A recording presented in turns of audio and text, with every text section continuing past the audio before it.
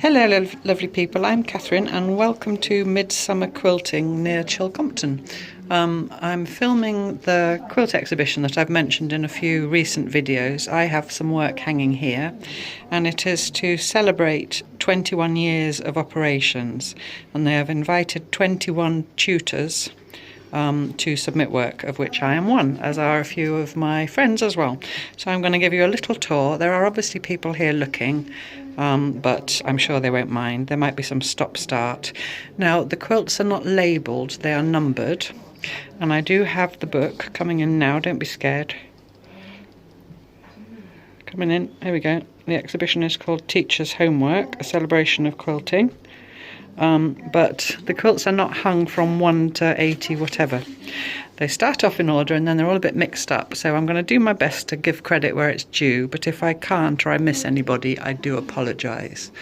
I will start with this one, which is number 83, because I know whose work it is, because it's a friend of mine. This is Stephanie Crawford, and these are her faces. And those of you who saw my birthday video back in June, she made me a birthday card that's very much in this style, which I shared then. So that's Stephanie. So number 1, I'll go around slowly so you don't get seasick. I can't get back any further, unfortunately. My back's to the wall. So I'll do you a little scan. It's absolutely beautiful. It is applique, and it is by Catherine Miller. And it's called Saint Melangel, I don't know if I'm pronouncing that right, which is in North Wales, in Powys in North Wales. And then moving around the corner, these I'll do at an angle because they're in like a little cubby hole. It's absolutely incredible, the array of different styles and quilts here. It's absolutely wonderful to be a part of. This is also my friend Stephanie. This is called Carpe Diem, and I just love some of the little slogans on the signs. Good advice. Die with memories, not dreams. Risking is better than regretting. Life is too short to worry about stupid things. I think it's just great. And she's also stitched words into the background as well. I'm sure you can see that. And then if I go back a bit, this is my lovely friend Claire, who I haven't seen for years because she lives overseas now. She makes quite a lot of quilts with messages. So this is obviously an environmental message, refill not landfill. And then the next one in that cubby hole, I can't remember what it's called. It's called Tessellating Triad. It's by Jan Hazard, who I do know Jan, I haven't seen her for years. And then this one here is my friend Alicia. Hello Alicia, if you're watching. I don't know if she's watching. This is, I think it's Salcombe Estuary, I'm not entirely sure. I have a feeling, I might be wrong, that it's the same one that was in Bridport in the exhibition in the church. I'm just trying to look for it. Number 5. It's very hard to turn the pages of the book with one hand, in my defence. Estuary in blue, yes, it's Salcombe Kingsbridge Estuary in South Devon. And then I'm going to go back the other way and I'm going to show you this one first. Sorry for the quick movement. This is by Jenny Raymond, who you may have heard me mention if you don't know her. She's famous for her fabric folding and three-dimensional techniques. And she, years and years ago, gave me a judge's choice at the Festival of Quilts in Birmingham. And on the little certificate where she explained why she'd chosen my particular piece of work, she signed it Jenny, and she did a little smiley face. And then subsequently I met her and I gave her a big hug and thanked her. And she's lovely. She's absolutely, I'm sure she won't mind me saying, she's rather eccentric. But she's absolutely lovely. So I'll take you in closer. It's all done in white cloth, but it's absolutely incredible. And those giant Suffolk puffs, but then there's really intricate ones as well. Give you a little scan. Someone's phone going off. It looks great against the black, because it's actually, I think, yes, it's hollow. I'm going to put my hand behind so you can see. Can you see? Can you see? So the pieces are just all joined together. It's not on a backing. It's just against the back sheet of the black sheet of the exhibition.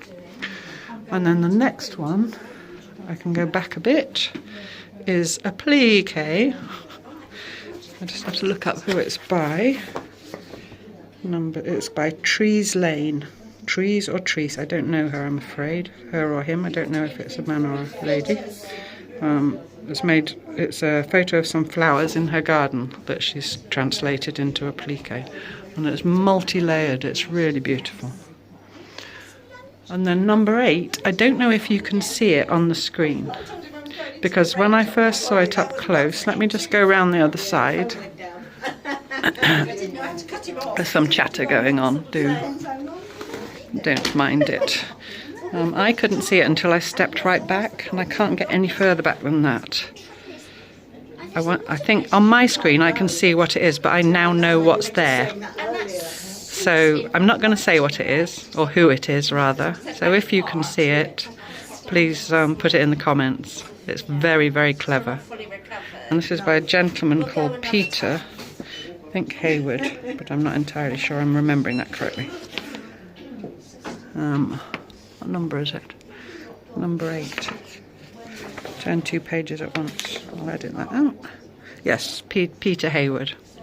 So it's very obvious to me now, but when I first looked at it, it was just a multicoloured blob. It's a kind of an optical illusion. So I'll be very interested to see how many of you can see what it is. Okay, so moving on.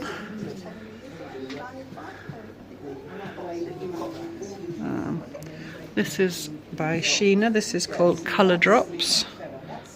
Just love the movement in that. And then the next one round, I can go back a bit. This is by my lovely friend Nick, who I haven't seen her this time back. She used to work here, but she doesn't anymore. I think she teaches here sometimes, but I haven't run into her yet. Going back, it's quite big. And it is called Petals. So this was made with some of her leftover fabrics from 2 quilts she made from friends of hers. And she says that she did it to use up some of her leftover fabrics, but guess what? Her leftover fabric pile isn't getting any smaller. And then the other side of it is the pair, I believe, to the one on the right by Sheena, I think, number 34. Do you see I now have to flick right forward in the book? Excuse me. Which is very difficult to do one-handed, like I said.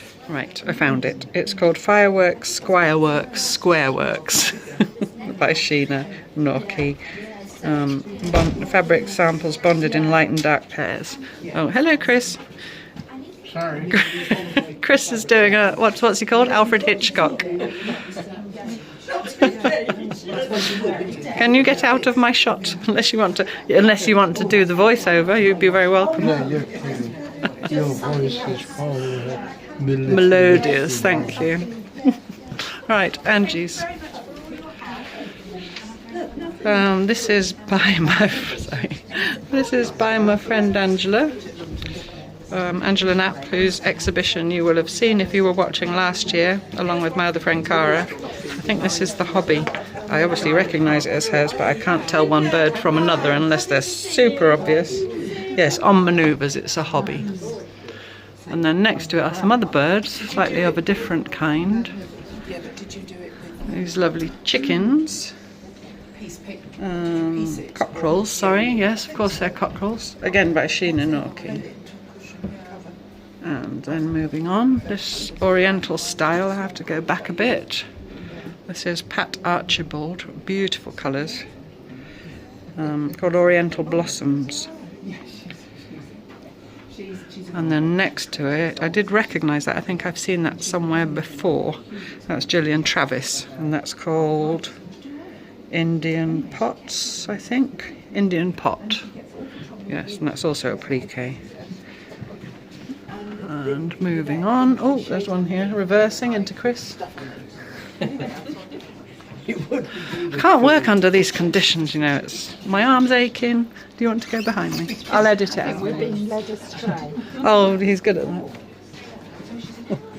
Don't let him close the door. We'll never see you again.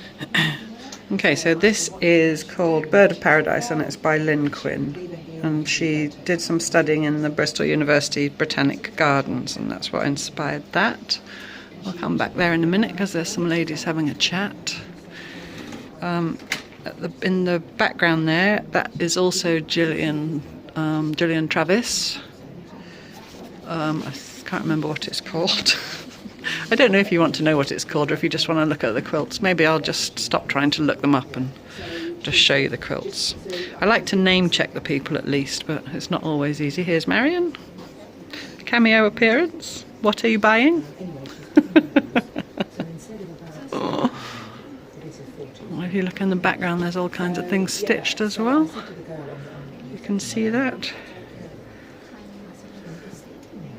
Reversing, checking behind me.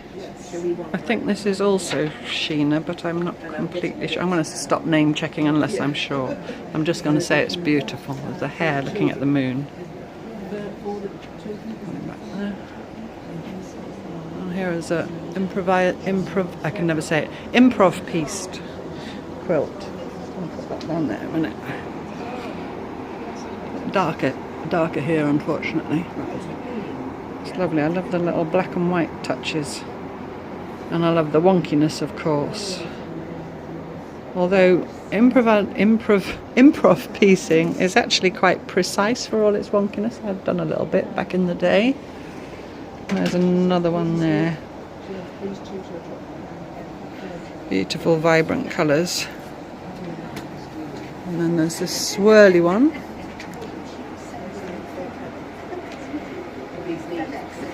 And I've got no idea who it's by, I'm sorry. It's fabulous. It's like a vortex. So now there is another. Mine is hanging on the wall there, but Dee's serving somebody, so I'll save that until afterwards. That's right. Do you mind making a brief appearance? No, it's fine. You're not on the run from the law. That's mine. I've just left it there. Well, you can. I don't mind, but just so you know, and that I've paid for it. Okay. Let's do the. So there's my ones. So here on this end here are my little darkness and light pieces that I did in a video with you a little while ago. 2 videos, I think. And this is kind of a modern take on tumbling blocks. And then next to it, this is also by Claire Passmore.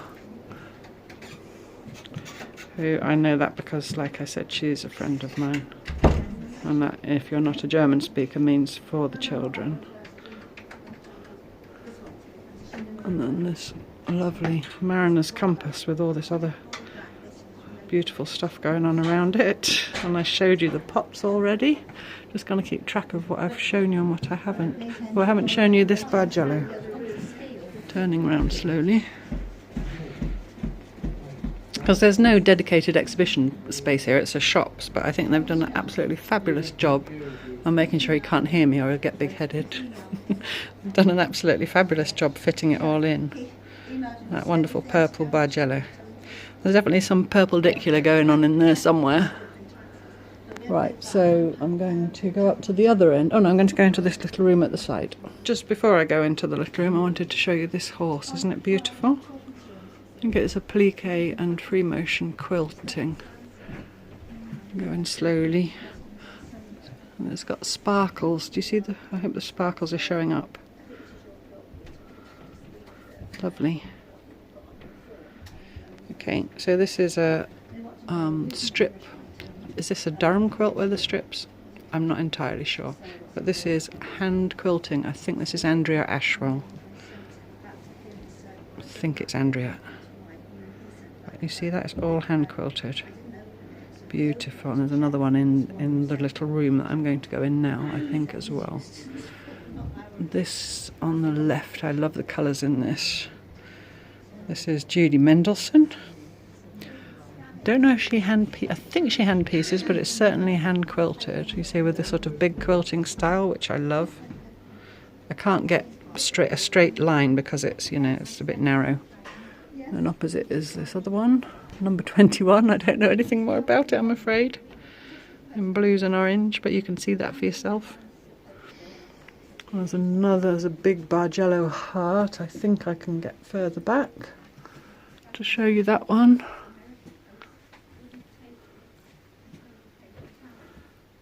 Look at that, it's fabulous. By Jello Heart, and then the one on the back wall there, I think this is Lynn.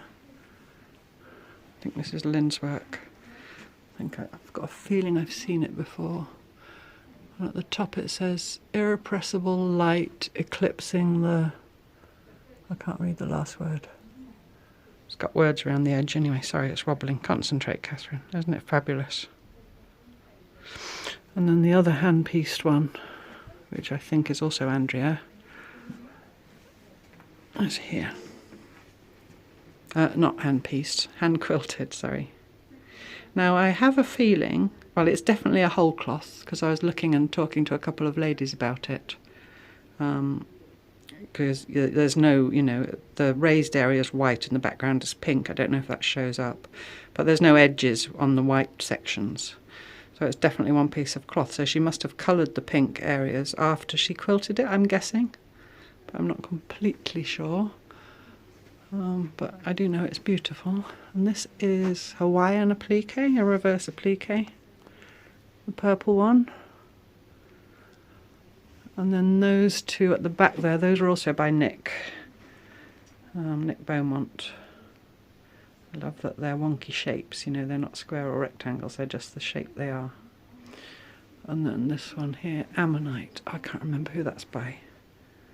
Ammonites are very, if you watch my video in Lyme Regis, you'll have seen the lampposts have got ammonites on them, and I talked about Mary Anning, the great fossil hunter. And this is, I think this is also reverse applique, or applique, if you must. Let's take you in slowly, I'm trying to see myself. Is it reverse? I think it is.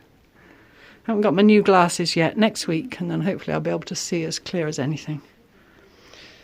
So I'm going to pause now and go up to the other end of the shop and show you the others at the other end. So on my way up to the other end I came across this beautiful one. I love the way it's attached. It's a triptych. And also I love the perspective, you know, it really looks three-dimensional as if you're walking into it. But these clippy chainy things that are attaching, I think that's the technical word for them. Isn't that clever? Like that. And then on this wall here, there's some more sort of natural coloured ones, which I just love. The one on the left is in the crazy patchwork style. I'll zoom you in for some of the details. Lovely. And then the middle one has got all kinds of found objects attached to it. Let me just go. I'm sorry, I can't. I put the book down somewhere. I was struggling to hold the book and film. But I'll go back a bit so you can see the whole thing. And then I'll take you in slowly. So you see in the middle section there are lolly sticks couched on. And there are buttons and cowrie shells down at the bottom.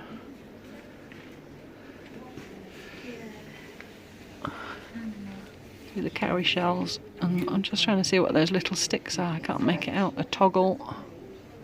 Oh, there's lovely couching in between. I'm going up as slowly as my old knees will let me. Some cotton buds. And more buttons. And then right at the top is another little lolly stick. And then next to it is this lovely rust printed piece.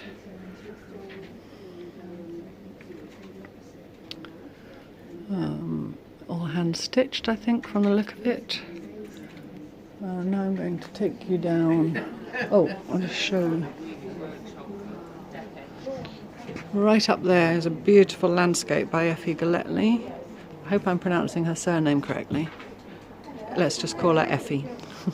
She does these fabulous landscape pieces. She's Scottish. A lot of them are inspired by the Scottish landscape. It's up really high and my arms are starting to ache, so I hope you've had a good look. This is another, I don't know whose this is. It's quite striking. And then around the corner is another Jenny Raymond, if I'm not very much mistaken, which I'm pretty sure I'm not. Get back as far as I can. So more fabric fiddling. I think she calls it fabric fiddling. And there on the far wall is another one of hers, a bigger one. And next to it is, I have a feeling that's Gillian Travis, but I might be wrong, the kites. I might be wrong. I'm now guessing.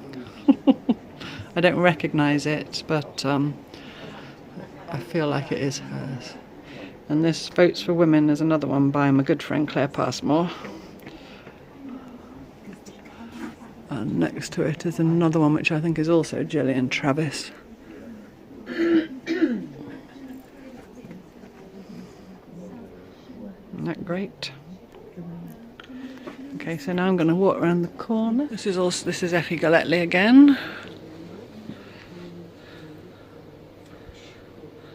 Lovely landscape.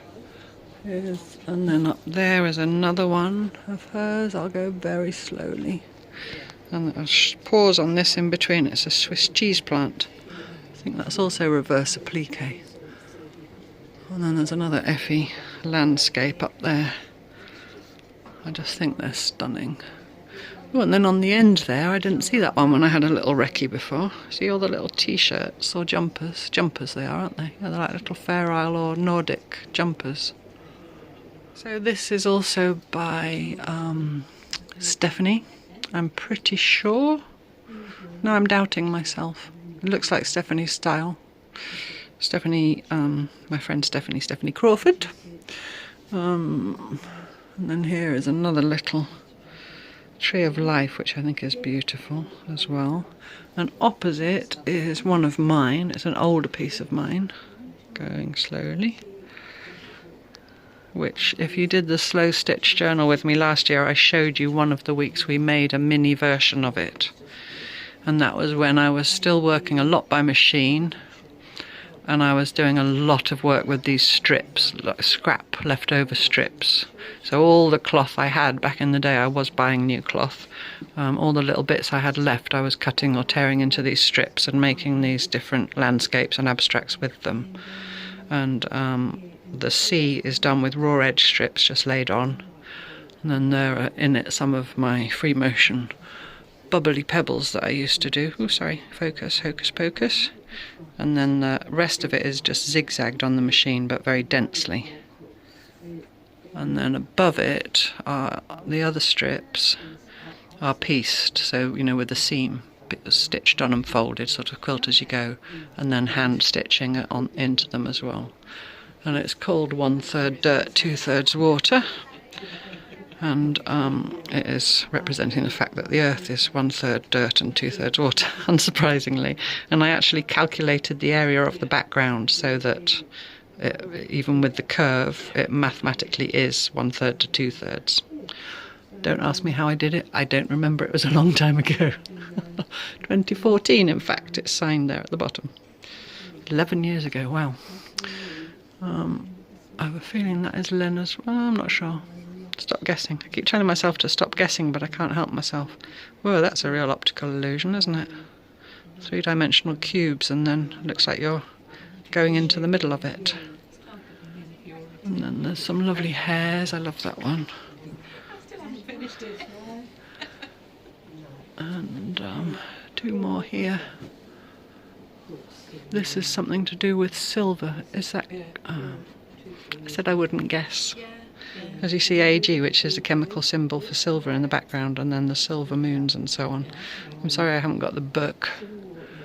If you're interested in anything in particular that I've shown you, if you can ask me in the comments with the number, I can reply with the information in a comment, because I'll have the book obviously to refer to. Yeah, I'm sorry, I just can't with only 2 hands and the fact that the numbers are a bit all over the place do any better than that.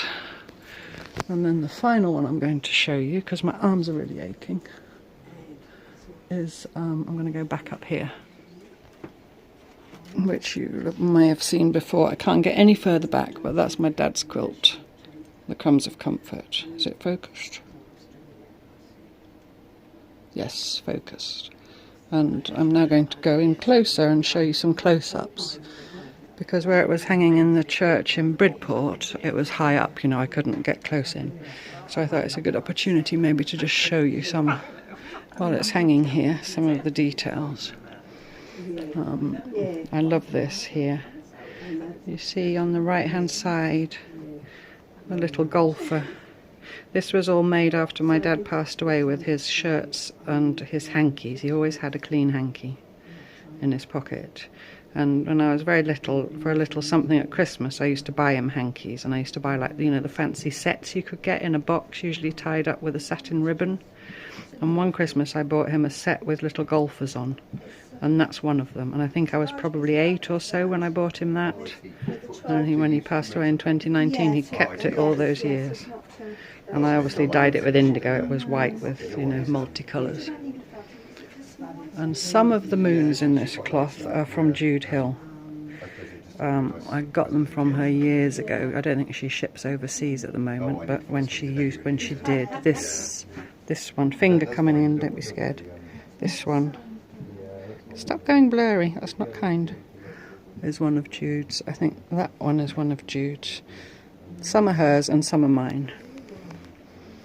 But I had them for a long time and I didn't use them, and I thought it was a good place for them to put them here with my dad's things. I'm just looking, yes, here. There is some, we're doing Borrow this month in the Coverlet of Comfort. Oh, it's annoying when it blurs. There, do you see that section there? That is vintage Borrow. It's a piece of vintage Borrow that a friend of mine gave me.